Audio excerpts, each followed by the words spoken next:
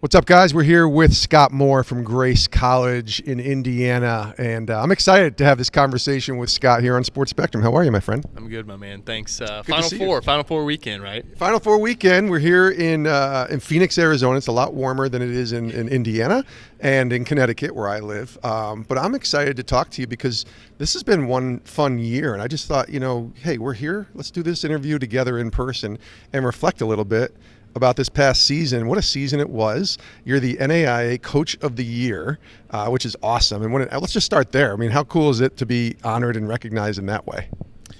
Yeah, it's cool. It is very humbling. I think that's the one word. It's not why I got into this. I played for a man that would tell you the same thing, Coach Kessler, for 40 plus years. This has never been about us, and it's never been about us. And I think the more I do this, the years go on, the more I realize how many people have to come together. This job is impossible to do successfully by yourself. And so all my assistants, and then, we won a lot of games because we have great players. And what we've been fortunate enough at Grace is just, I've got great administration, I've got great assistants, I've got a great school. We feel like God is doing some cool things, and winning games is a part of that. Right. But I think the platform that it's been able to present for us, especially the last couple of years, has been undeniable, and it's just been really cool just to be a small part of it and just see what's going on. You said you got into this not for the accolades. What did you get into this coaching profession for? Well, I tell people I like basketball. I don't love basketball. Like, I love the people. I love the age, the 18 to 22. I think there's so much, transformation that takes place in that. And, you have a daughter in college that you kind of understand what a cool time to just, Coach Kessler had such an impact on me and my brother's lives, where I learned about basketball, but I learned more about what it was like to be a man and a man of God. And so that is what I love. I'm in a place right now that I can do that and do it somewhat successfully. And just seeing where these kids, it almost brings tears to your eyes when you see your kids at 22 and they write those graduation letters and they walk on that floor, and we're having that, end of the year banquet. It's like this right here is why. You got to have a why, and for me, that's it. It's awesome. This was a special year for this team. Final Four in NAIA. Obviously, we mentioned you were Coach of the Year. When you reflect on this season and kind of what the Lord taught you and showed you as a coach, you just finished year 5. What do you think God was teaching you this year? Because this was such a fun year to watch from afar.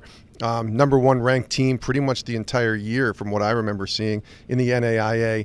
What do you think the Lord taught you this year?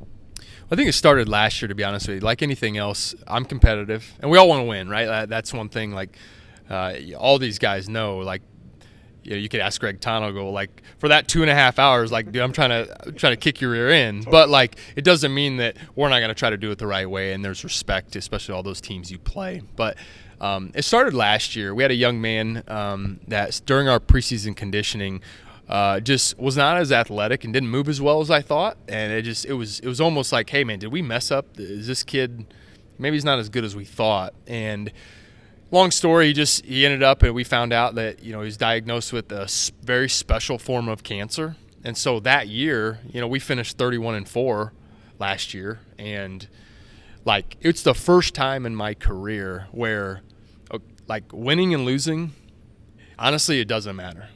Like, we're going to compete, we're going to play hard, but that was the first time I got hit over the head with, like, okay, life is so much bigger than just, like, nobody really remembers these things, and they have purpose, but only so much, right? And so coming into this season, I think that's a lot from last year. We knew we'd have a special team, and, I've got a kid right now that is going to have pretty much any pick of any school he wants to go to for his COVID year. But I think going into that is, we learn pretty quickly, like, I don't think that God cares if I win or lose games, but I do know he cares how I win and lose games. Yeah. And so we spent a lot of time this year talking about that, of like, hey, we're going to do whatever we can. We're going to approach this the same way, day to day. We're going to win the right way. We're going to lose the right way. But at the end of the day, I think if we do that, we'll look up at the scoreboard, and often I think you'll be pleased. And so that's how we carried ourselves. It was good because it didn't let us fast forward to March, which a lot of these guys could have done because they just want to get back to the national tournament. And, we didn't win our last game, but somebody asked me, like, hey, man, I'm so sorry. Like, everyone says, like, I'm so sorry. And it's like, no, it's okay. Like, it's hard to win. And Freed Hardman beat us and won the championship, but, like, it doesn't change what these guys have done for a community and so many people and the platform we've had. It doesn't change it. And so now we get to try to do it again next year. So much goes into a season, though, and then there's the finality of it being over. But in that moment, are you able to rally the troops in the midst of, I'm sure, some sorrow and sadness that they had lost, and help them understand? I'm talking about your players and even your coaches too, but help them understand that they could still be proud and be thankful for that moment, even in the midst of a tough loss like you did at the end of the year. Yeah, it's always easier when you're 38, like me, when you're 18, 19, right? It's basketball is so important. So you hope that they can, but I think that's what me and my coaches, our responsibility is from a year to year and from even a day-to-day, week-to-week basis, is if we're talking about the right things, if we're saying the right things, and if we're giving examples. Like, I need them to see me as a good dad and a good husband.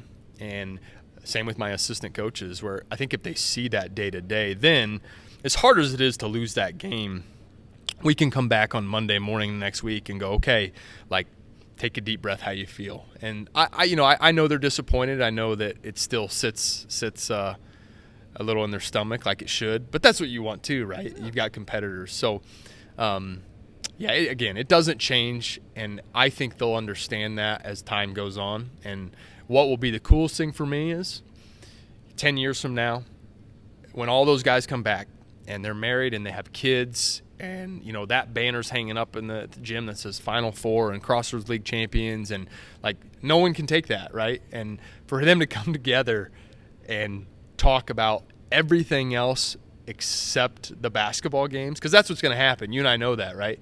They're not going to talk about the games because they won't remember a single thing, but they'll talk about those trips and the locker room, and they'll talk about Hagen and the cancer, and they'll talk about things that really mattered. And it as just being someone older, I think sometimes you just need to let time pass, and they'll see. Thanks for calling me older and not old. I appreciate that, Scott. We are. Why? You got gray hair. I got no hair. So pick your poison, right? Pick your poison. That's exactly right. Well, let's talk about Grace for a minute and what makes that school so special. It's a Christ-centered school. It's in Winona Lake. Is that right? You said it right. It's called Winona. Like, there's a kick of, like, Winona. It's not Winona. It's Winona. Yeah, so it's Winona Lake. Yeah. What makes that school so special? Because I think a lot of people listening might say, okay, it's NAIA, it's a small school, a lot of success this year, but like where my daughter goes in Indiana Wesleyan, Grace has something really unique and special to offer that's Christ-centered, and I just love seeing it from afar. Well, the cool thing is like that's home for me, right? Marcus and I are an alum. Matt is an alum. So when we do these pitches and I have recruits come and they sit on that couch and, when I talk about Grace, like, I'm talking about something I already believe in. I'm not sales pitching anything. It's the good, the bad, the ugly. Like, this is who we are. And it really is hey, no magic tricks. This is who we are. If you want to be a part of it, awesome. If you don't, that's okay too. What makes it special is, you kind of touched on it, like, it's so genuine and it's so authentic of, this is who we say we are, but this is also who we are.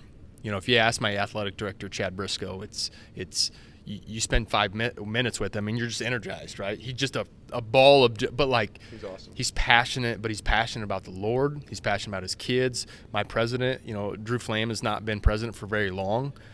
Same thing. Like, he's passionate about Christ, and he's passionate about, we are going to be unapologetically who we are. We're Grace, and, my basketball program is, if you come to Grace, it's not going to be just shoved in your face. We have guys all over their walk. Some are really strong. Some are just getting into it. Some might even not be believers yet.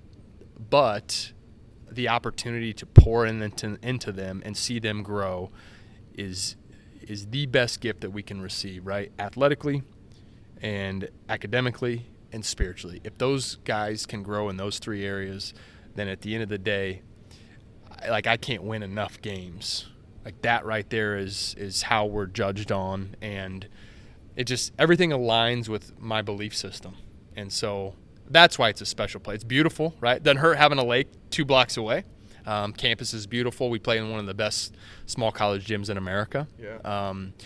We have a lot of we have some Fortune 500 companies there with the orthopedic companies. So, there's some money there. The town is making some huge advancements with, hopefully a Lilly scholarship that's coming in and just doing some really neat things.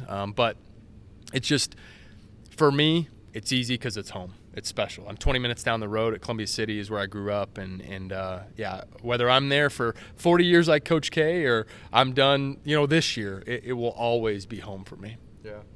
This is awesome. I appreciate your time, Scott Moore. Congratulations on NAIA Coach of the Year, and I look forward to having another conversation with my friend. For sure. And I am not supposed to say this because I don't have a skin in the game, but go Purdue, right? Go Purdue. Go Purdue. That's my guy. You know where I live, right? I don't. You live in Yukon. I live in Connecticut. Yeah, you don't need enough help. They're probably the favorite, but I have to do a little quick pitch here. In our profession, it's tough because we get judged a lot, even at my level, on winning games, and more so at this level, right? Winning games is all that matters, and winning the last game is what matters. And I know he doesn't need it, and we are not friends, and I know his assistant better than him, but there's not 5 guys that are a better basketball coach than Matt Painter, and it has nothing to do with winning and losing games. It's about how he does it and his approach. And I'm just, as a basketball coach and just a fan of the game, I am so happy because he doesn't need the justification, but for some reason people do. And for him to be here with his team, with this team, I hope they win it all. But if they don't, just congratulations to the Boilermakers and obviously the other 3 teams too. But it's fun to be here, man. Hey, thanks for joining us. Awesome. Appreciate it, Jason.